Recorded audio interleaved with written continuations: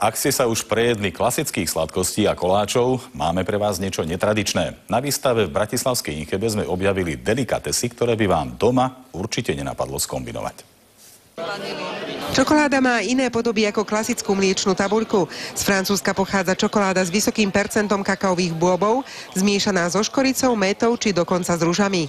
Sú to kvalitné čokolády, žiadna náhrada na to a máme veľmi zaujímavé typy, napríklad morské riasy, žihlava, dokonca boli aj s olivami, aj s paradajkou. Pre francúzsky región Toulouse typická fialka je nielen v čokoláde. Existuje fialkový cukor, fialkový čaj či kryštalizované kvety fialky v cukre, ktoré sa vo Francúzsku pridávajú do šampanského. Vychádza z toho jemná fialková aróma a potom samozrejme aj ten podmas tej chuti fialky tam máte. Čiže čisto dáte do kavy alebo do čaju, ako som spomenula, alebo na zákusky, ktoré pečete, to už je potom na vás. Z Normandie k nám dorazili aj karamelky s príchuťou morskej soli. Českí susedia sa zas podľa vzoru Talianov pochválili so skvelou zmrzlinou, ktorá sa s klasickou nedá ani porovnať.